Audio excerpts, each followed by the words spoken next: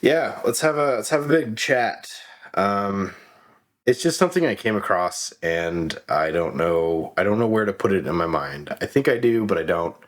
It's not exactly a crowdfunding situation. If you see my other stuff, crowdfunding is not something I'm very, for my own purposes, into. I'm happy to work on stuff that has been crowdfunded because however you got your money, I don't give a shit. But for my own stuff, it would have to be like a documentary or something, with like a social utility for me to be willing to crowdsource money for it, just because otherwise I just feel like you're paying me.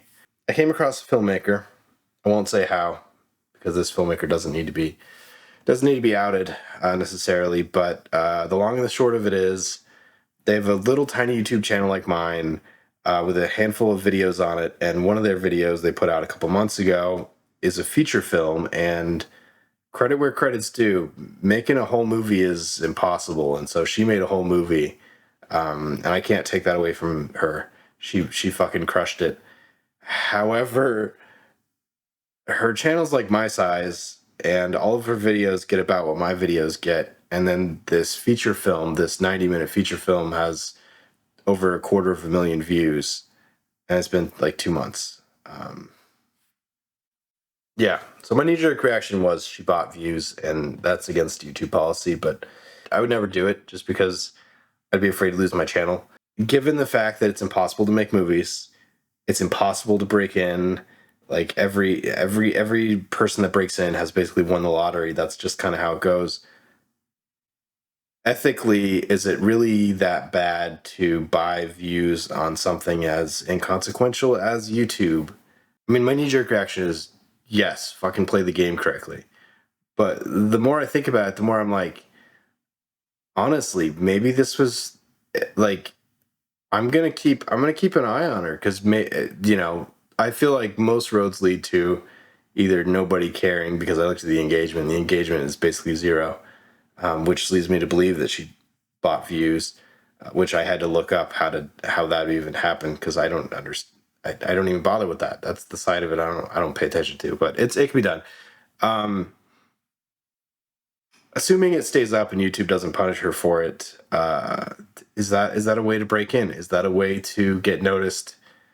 Is that the way to get noticed now? You have to just pay the toll, and know that you know it's incredibly looked down upon on a place like YouTube where it's being put out. But also, if it gets you in, it gets you in. Like, I can't knock the hustle if it actually works. So far, it hasn't seemed to have worked, but like, I don't know.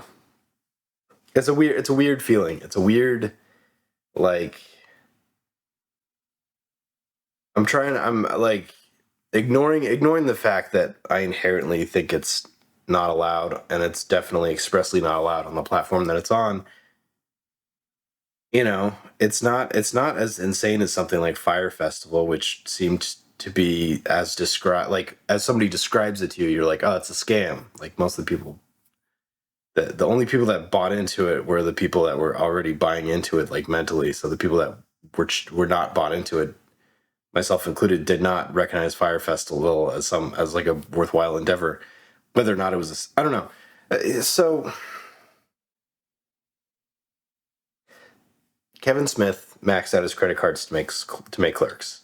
Robert Rodriguez borrowed money from some people who maybe he shouldn't have, to make El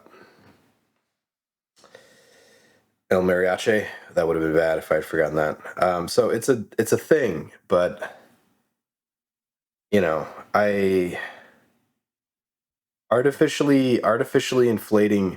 And see, here's the other side of that, which is so weird, is we know Rotten Tomatoes is owned by what, like Amazon? I forget who owns Rotten Tomatoes. Is it Amazon or Disney? I don't know.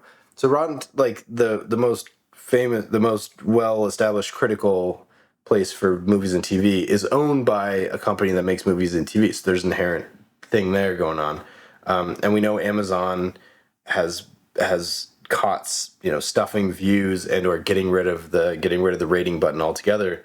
I mean, Netflix used to have star ratings on everything, and they decided that was against what they want. and apparently now they're broadcasting their scores and how things are doing, but we're getting it from them. Like, we're not getting it neutrally. So is that so different from what this, you know, up and coming writer, director, actor is doing with her own little tiny channel by paying, a click farm somewhere to juice her viewership, probably with the intention of just getting the film noticed, if nothing else. Um, is it better than spending that kind of money? Because it seems like if it was 250,000 views, that's a lot of money. Wouldn't that money be better spent going to film festivals? I honestly don't know. Uh, I don't know. So it's a big TBD on me. If you guys have thoughts on this, I'd be really curious to hear what you have to say, because I stay away from it just because I still have this stupid, like, play the game the way the game is meant to be played kind of mentality, which has mostly not worked out for me, if I'm being honest.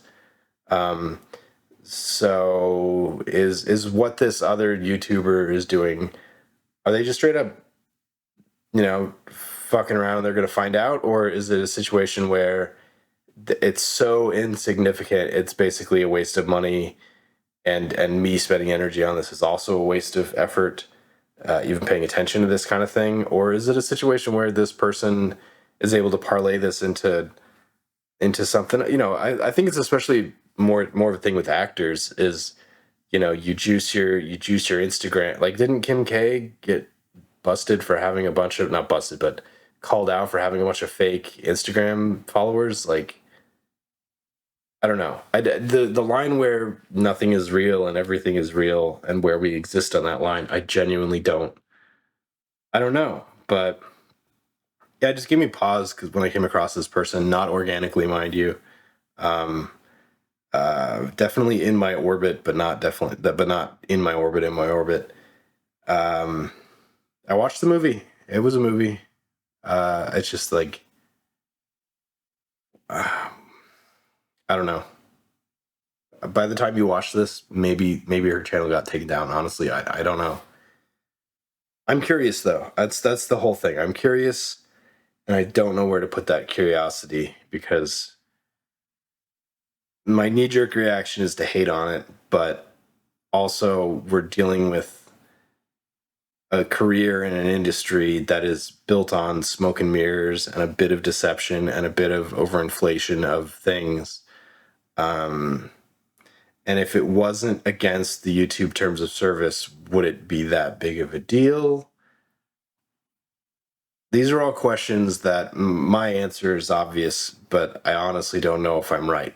So, what do you guys think? Like, share, subscribe. Do you guys care about this format at all? Let me know in the comments below. See ya.